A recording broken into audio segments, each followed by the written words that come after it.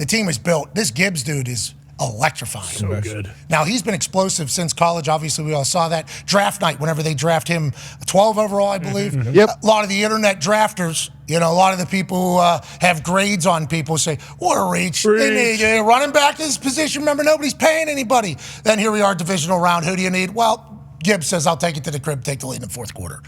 He's pulled away. And then you look on the defensive side, everybody that they've drafted seemingly has fit exactly in. If we ever get a chance to talk to anybody in the Lions organization again, which is probably not the case, but if we do, I'm going to ask why, Penei Sewell was the first one. What is the exact thing you're looking for whenever you're drafting a Lion? Is it just love ball? Because whenever you see Gibbs and how emotional he got after that game, it's like everybody in there shares the same mindset. Derek Barnes gave a speech after the game in the locker room when he got the only game ball. It took him 3 years to get a pick. 3 years for him to get this game-winning pick, which, once again, if Goff doesn't kneel it out the way he does, that game's potentially not over. Potentially not. Todd Bowles missed something there. We are all kind of people watching at home. I think the Lions fans, Todd Bowles, everybody was in the same, this thing's over. Tampa Bay has one timeout. There's 16 seconds left on the play clock right there. All right, we got third down. Goff missed something. Oh, yeah. Jared Goff's just trying to get to 40 seconds. So, whenever people are kneeling it out and the other team has no timeouts, once it gets to 39 right here, game over, right? If the other team has no timeouts, because it's 40-second play clock. So they should be kneeling that at 39, 38, it's over. Some people, you watch them take it all the way down to 20 because the play clock's going down, and you immediately have to think to yourself, oh, you have no idea what's going on here. We're just trying to get this thing to zero. He does that, kneels it at 38 seconds, which would be good. Right there. Boom, timeout. Todd Bowles could have used his timeout right there, third and whatever. Todd Bowles was asked about this. He said, well, they were just going to kick a field goal, go up 11. Is that right? They were just going to kick a field goal? Badgley hit one sideways through the uprights earlier. I mean, maybe the Bucs block that and take that to the crib. I mean, there's a lot of football game left, but I appreciate that, that looks bad on everybody. Yeah, I'll tell you what, no one noticed that in the stadium either. We were celebrating the whole time, had no clue until this morning. Yeah. Watching it home, I think I got to take a dump maybe. I think I was like, yep, all right, this one's over. This is sweet. And then I look on the internet and they're like, what is Todd Bowles doing? And I started looking, I'm like, rewind. Let me go back to this thing. I go back 15 minutes back. Holy shit, what are they doing? Jared Goff was acting like they didn't have a timeout. MCDC Ben Johnson act like they don't have a timeout. Todd Bowles acting like he doesn't have a timeout. This game's over. That was not. No. That could have still been something. But nonetheless, the old days, the Lions, Todd Bowles calls a timeout right there immediately. Yep. Buccaneers block that thing. Vita Vea actually picks it up, runs it into the end zone for a touchdown. Then he put Vita Vea at fullback. He runs it in for 2. We got a tie ball game all of a sudden with 25 seconds left. So it's the brand new Lions getting the benefit of failure here a little bit as opposed to what it had been for 30 years. So congratulations, even down in the final second. And isn't it crazy how many times we reference the old days where something would have happened and this year it hasn't?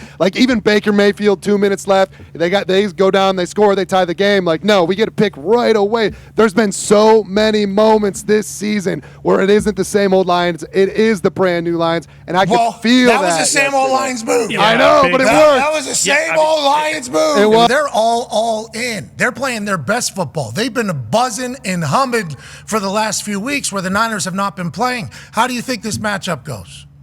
I think it's going to be a fun matchup. I mean, if San Francisco would have went out and just throttled the Packers, don't you think people would have said, all right, I don't know what the line is yet. What is the line right now? 6.5. For Niners? 6.5. Okay.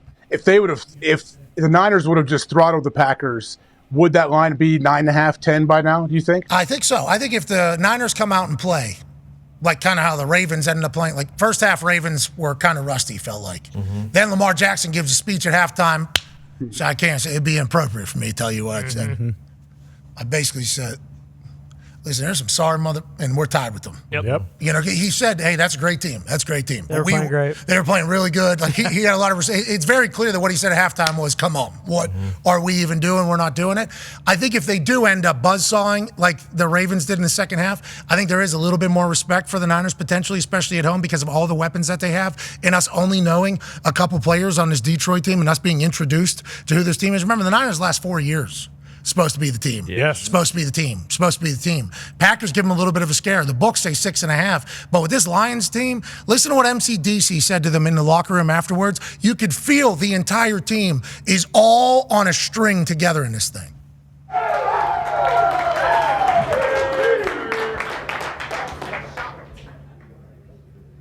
You guys are unbelievable, man. I'm telling you, we talked about it all year. Like he's a fan.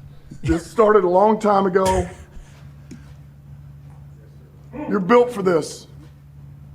Oh, yeah. You're built for this, man. And look what you guys did. You went out there, and it's another hot team that we knocked off. It's the next hot team that you knock off. Do you know how hard it is to win in this league in the playoffs? Do you understand what you're doing right now? What we're capable of? That's 2. Awesome. All right, that's 2. We got 2 to go. With a bye in the middle. Don't forget the bye. With a bye in the middle. By the way. I'm unbelievably proud of everybody in here, man. Coaches, players. That's the way to mount up, man. That's a fucking difficult team to beat, man. All right, I got 1 game ball, man. In the game, need to play. Derek Barnes. Listen to everybody. Hey, man, love y'all boys, man. From the support in the linebacker room, the coaches, staff, organization, offense, man. 3 years, man. It took me 3 years to get the first interception. But but it means more because the people who believed in me. You know, a lot of people didn't. The room. This ball, you know, I got to give it to the linebacker room because I said we was going to bring one back, and God, we did.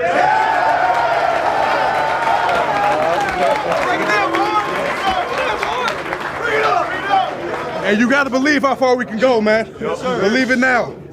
Believe it now. This is a good win. Enjoy it, man. This comes once in a lifetime. Like Alex used to tell me, man, a lot of people don't make it this far, but we did, man. I love everybody in this room, man. Everybody in here deserves it. That's why we here, like Coach said. Hey, man, time to prepare for San Fran. I wonder what they said. Their team, win, Lions. I assume Lions because that's kind of the brand that they're all building in there. You can feel how tight that team, grit on 3. Yeah. You can feel how tight that locker room is, AJ. You can feel it from every video that we see from the place.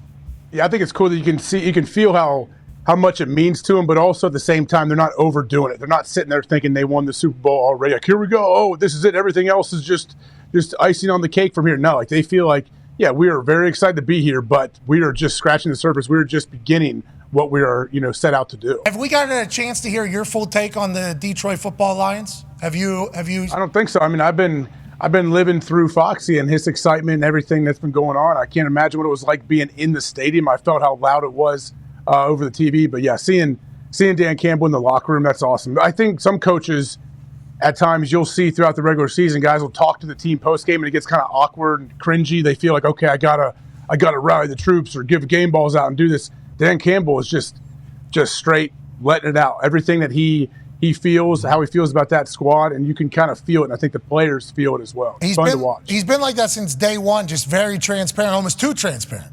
At day one speech, he's laying out like his exact thoughts to the media. Oh, yeah. He obviously gets mocked and ridiculed by a lot of people because that's not how a head coach is supposed to sound. But now here we sit. How many years is he in? 4, 3? This is year 3. 3 years into this, and it's everything that he kind of laid out. Yep. This guy's an artist. Oh, yeah. This guy's a visionary. Yeah.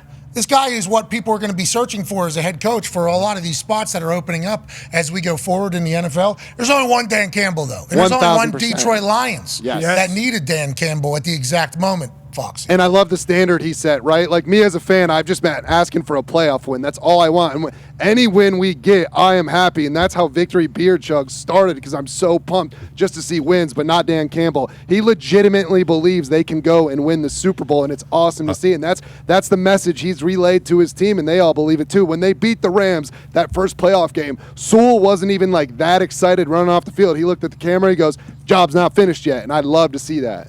Foxy, I love that you have the hoarse voice right now.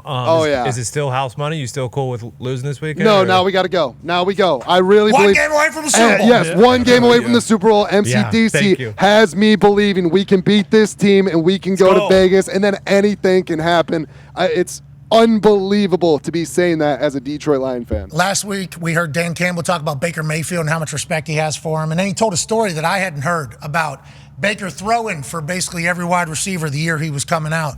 He said, we were working out, I forget who it was, and Baker had to work out the next day for Cleveland and maybe another day for somebody else, and he came out in flip-flops and threw for this wide receiver for the entire workout. And then he did it again for another workout like a week or two later, and he said, nobody ever talks about that, but like that told me a lot about Baker Mayfield. So it was nice to hear him.